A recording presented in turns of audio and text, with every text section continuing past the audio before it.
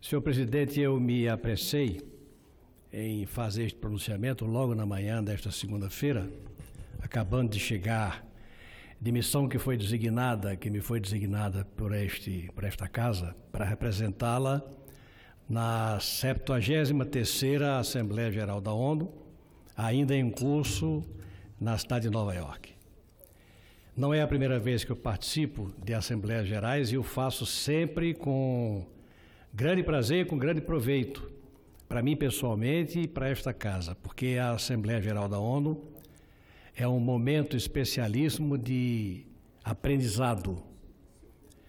Ali se convive com o mundo inteiro, são mais de uma centena de países que tratam dos mais diversos assuntos, todos de suma importância, de educação, de saúde, de limites, de conflitos entre limites de países, de segurança, de clima, enfim, de problemas que afligem o mundo e que são mediados pela Assembleia ou pela Organização das Nações Unidas, que organiza a cada final de ano, setembro, outubro, novembro e dezembro, o seu encontro anual, reunindo delegações do mundo inteiro para a apresentação de propostas, para a discussão de problemas e para a solução de questões em pauta.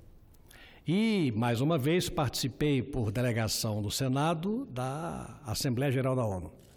Cheguei na manhã de anteontem e me apresso em fazer este breve relatório da minha participação como observador nessa 73ª Assembleia Geral da ONU, no que diz respeito principalmente às coisas que interessam ao nosso país. Claro que numa Assembleia Geral dessas são discutidas questões de segurança como na Síria, no Irã, na Coreia do Norte. São discutidas em subcomissões e comissões as questões relativas ao clima, ao desmatamento, à evolução dos padrões de saúde, à proteção à infância. São muitos os problemas debatidos e discutidos. Mas ao Brasil, alguns problemas dizem respeito mais diretamente, como que quero fazer neste momento, o relato em primeiro lugar. Em 2004, presidente Regufe, o Brasil começou, através de um esforço conjunto do governo brasileiro pelo seu Ministério da Marinha e da Petrobras, um trabalho de ampliação de limites da costa, como já o fizeram a Austrália, a Nova Zelândia, alguns países da Escandinávia, com vistas a, em critérios justos, técnicos, corretos, ampliar a sua plataforma continental, ampliando a autonomia do país sobre atividades econômicas fundamentais, como a busca de minérios, como a busca de petróleo, como a exploração da pesca e tantas outras atividades econômicas que são importantes para os países que pleiteiam com critérios justos a ampliação dos seus limites, até em função da questão já definida, que é o mar territorial das 200 milhas. Desde 2004 que o Brasil vem desenvolvendo um trabalho de grande profundidade, de grande alcance técnico, com a compra, inclusive, de equipamentos e embarcações apropriadas, para fazer o levantamento batimétrico, gravimétrico, sísmico, de magnetometria, a partir de instalações eletromagnéticas, perfilador sub-bottom, sonoboias e dragagem. E chegou-se a uma proposta que foi apresentada, e eu tive a oportunidade, na companhia do embaixador Mauro Vieira e do almirante Leonardo Puntel, que é o diretor-geral de navegação da Marinha, presente nesse encontro, como presente ao encontro com a Comissão de Limites, a Subcomissão de Limites da ONU, presidida por um nigeriano e composta por mais 5 ou 6 membros, estiveram presentes vários capitães de corveta e capitães de mar-guerra que trabalharam ao longo do tempo na preparação da proposta que foi entregue e, para nossa alegria, depois de uma interrupção da reunião, da sessão da subcomissão, quando os membros se reuniram para apreciar a exposição prévia feita pela Marinha do Brasil, através de uma speaker, que era, por um acaso, uma capitã de mar-guerra, reuniu-se em privado e definiu-se pela aceitação da proposta. O que vale dizer que aquilo que o Brasil propõe e que acrescenta a margem continental brasileira, 965 mil quilômetros quadrados, repito, a atual zona econômica exclusiva do Brasil, que é confundida com o mar territorial de 200 milhas, que chega a quase 3,6 milhões de quilômetros quadrados. Acrescenta-se com essa proposta que foi entregue pelo embaixador Mauro Vieira, pelo almirante Leonardo Puntel e por autoridades da Petrobras e da Marinha, acrescenta-se 965 mil quilômetros quadrados de plataforma continental importantíssima ao longo de toda a costa brasileira, onde pode-se, a partir da aprovação dessa proposta, que eu acho que vai acontecer, porque a subcomissão se reuniu e decidiu pela aceitação da proposta para análise, evidentemente, mas é uma sinalização positiva, acrescenta-se ao território brasileiro 965 mil quilômetros quadrados de oportunidades no campo dos minérios, do petróleo e da pesca. Eu estive pessoalmente presente a esse encontro, que reputo um evento importantíssimo dentro dos eventos desta 73ª Assembleia Geral da ONU, e aqui aproveito a oportunidade para manifestar a minha alegria como brasileiro de ver este trabalho técnico de fôlego realizado por técnicos da Petrobras e por experts da Marinha, e pelo esforço da Marinha em, ao longo de mais de 10 anos, realizar um trabalho que pode render para o futuro maravilhosos ou fantásticos resultados, como os que colheram a Austrália, a Nova Zelândia, a Noruega, com um trabalho semelhante ao que foi feito e que produziu a autonomia ou propriedade destes países sobre uma plataforma continental riquíssima que oportuniza empregos, renda e riqueza para essas nações. Um segundo fato, senhor presidente, um registro a quem vai à Assembleia Geral da ONU tem a oportunidade de ler mais do que os jornais do Brasil noticiam, no que diz respeito às forças de paz. No Brasil fala-se muito da ação do Brasil no Haiti, que foi realmente uma coisa muito importante. Destaca-se aqui a atuação do general Augusto Heleno, do general Santos Cruz, que receberam o Haiti em chamas e que devolveram o Haiti aos haitianos, uma nação meio ou quase completamente pacificada.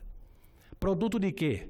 Da expertise de brasileiros. Registro, mais uma vez, a presença do general Augusto Heleno, que foi o primeiro comandante das tropas do Brasil no Haiti, em busca da paz, e em seguida o general Santos Cruz, que prosseguiu o trabalho do general Augusto Heleno. E conseguiram resolver um problema que era, e o Brasil noticiou pelas suas revistas, pelos seus jornais, pelo seu noticiário de rádio e televisão, a bomba que era o país, Haiti, que ainda foi, em cima das dificuldades que enfrentava, vitimado por um terremoto. Mas, mesmo assim, o país se recompôs pela ação da ONU, da Força de Paz da ONU, à frente brasileiros, que colocaram mais do que a sua inteligência, a inteligência dos comandantes da Força de Paz, um contingente de soldados bastante expressivo. Mas aí entra uma outra questão.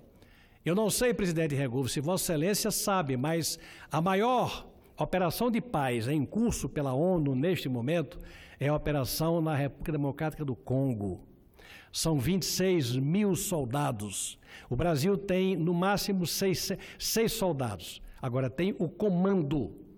Veja como é importante o Brasil apresentar ao mundo a capacidade de pacificar. E, atualmente, comanda a Força de Paz do Congo o general Elias Rodrigues Martins Filho, escolhido pela ONU. Não foi por ninguém, foi pela ONU. Pela capacidade dele, pela experiência que ele demonstrou em atividades de pacificação. O Congo hoje é um país conflagrado por conflitos internos e por provocações externas, de fora para dentro do país. E um brasileiro exerce a função de comando de forças de paz, em busca do uso de forças de paz, em busca do equilíbrio de um país que é grande, populoso, riquíssimo e, por essa razão, objeto da cobiça interna, política e da cobiça internacional. Eu digo isso porque, a par da presença do Brasil no Haiti, que foi a mais emblemática, em seguida no Congo, há uma outra presença do Brasil. Existem hoje 71 operações de paz. O Brasil participa de 41 dessas operações. Eu estou me referindo às duas mais importantes e aqui incluo a terceira mais importante, que é a do Líbano. Incrivelmente, presidente Regube, o Líbano é um país com mais ou menos 3 milhões de habitantes no seu território. Fora do Líbano, só no Brasil, só não. No Brasil existem perto de 6 milhões de libaneses. E o dirigente maior, o comandante da Força Tarefa Marítima, UNIFIL, que se instalou em águas libaneses e atua no sentido de obter a paz, há um conflito claríssimo, muito mundialmente conhecido, que é a presença do Hezbollah em território libanês. Acusa-se o Hezbollah como movimento terrorista financiado por países vizinhos. E isto gera a preocupação mundial que fez com que a ONU levasse para o território libanês, mais especificamente para águas libanesas, a Força de Paz. E essa Força de Paz, que é marítima, chama-se UNIFIL, é comandada por um brasileiro. Mais uma vez, um brasileiro reconhecido e escolhido por sua competência. É o almirante Eduardo Machado Chaves. Mais uma vez, um brasileiro no sentido de pacificar o mundo, dando a sua contribuição no sentido da pacificação do mundo. E eu trago aqui essas informações que são importantes para conhecimento do Senado da República e para reconhecimento de forças militares, no primeiro caso da Marinha e da Petrobras, que é civil, evidentemente, e no segundo caso da Força de Paz do Líbano, no caso do reconhecimento também à Marinha do Brasil. Mas, no caso do Haiti, o reconhecimento a forças de infantaria, a forças do Exército Brasileiro, nas figuras dos já mencionados generais Santos Cruz, Augusto Heleno e Elias Rodrigues Martins Filho.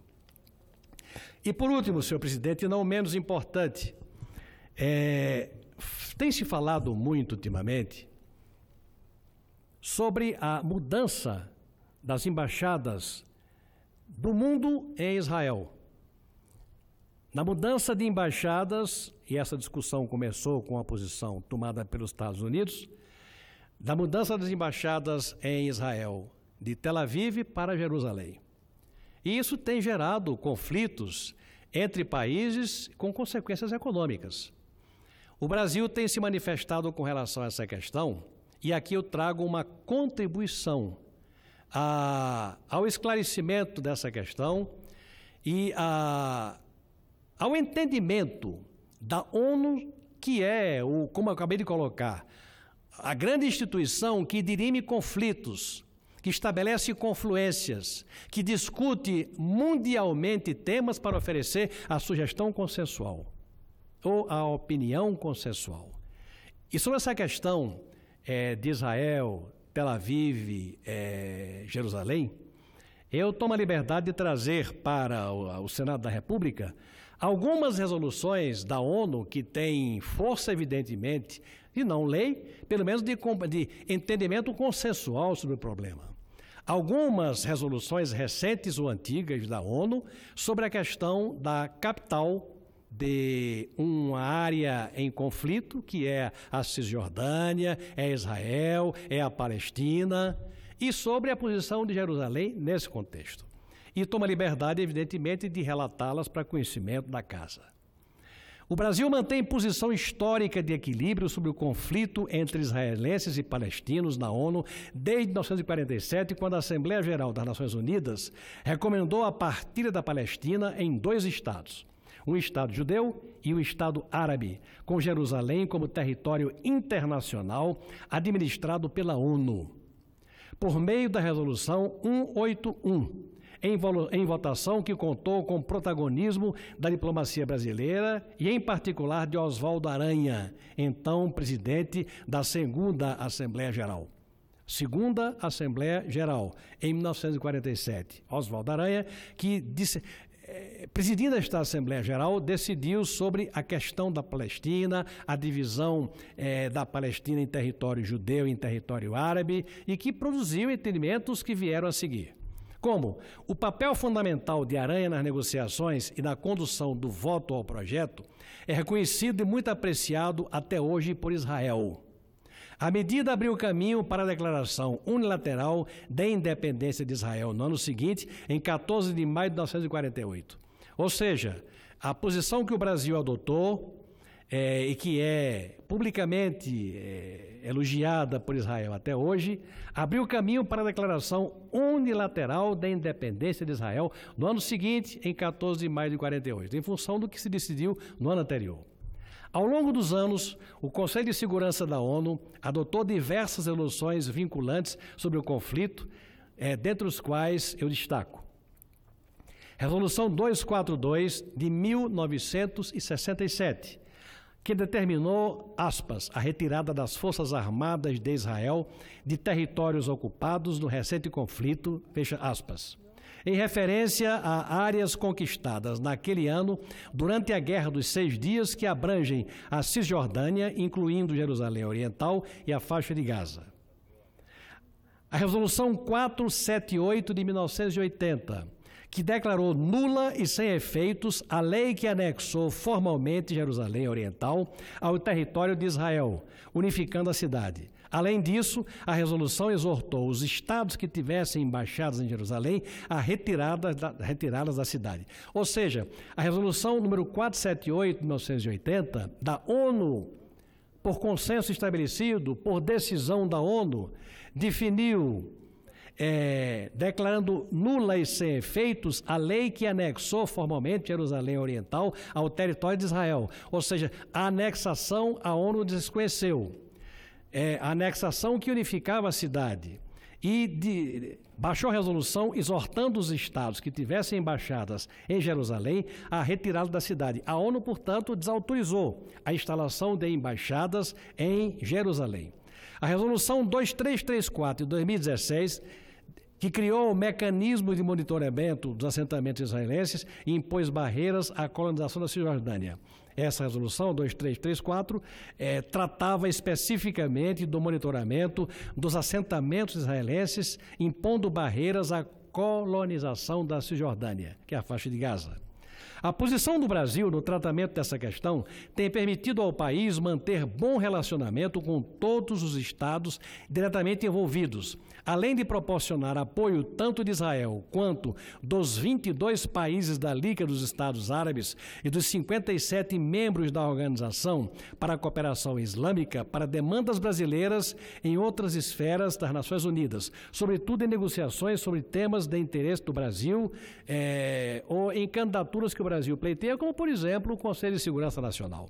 Ou seja, a posição de equilíbrio que o Brasil vem adotando vem despertando um posicionamento que traz a adesão tanto de Israel quanto do mundo islâmico e árabe às posições do Brasil.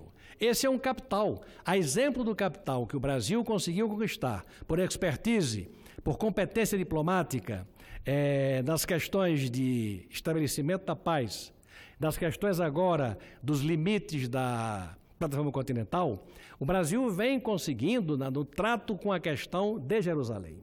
E a observação que eu trago, com a constatação das resoluções baixadas, é que esse capital precisa ser preservado.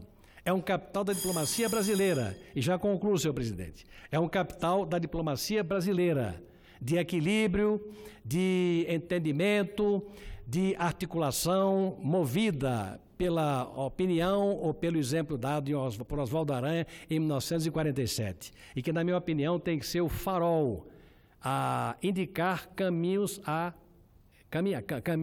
perseguir, caminhos a trilhar, no que diz respeito à questão de Israel. A ONU decidiu, cabe aos países filiados à ONU, e o Brasil é um deles, os Estados Unidos é um deles, a observar ou não aquilo que a sua Assembleia Geral decidiu e baixou em resoluções que nunca foram contestadas. A mudança ou não de capital, em última análise, tem que se ater aquilo que está do ponto de vista de marco legal, de marco consensual, de marco diplomático, decidido. E essa questão, na minha opinião, está claramente decidida pelas resoluções que acabei de ler e acabei de expor para conhecimento do Senado da República do meu país. Era a palavra de prestação de contas, senhor presidente, que tinha a fazer da minha presença na 73ª Assembleia Geral da ONU, para a qual honrosamente foi designado pela presidência e pelos componentes dessa augusta casa. Obrigado, Vossa Excelência.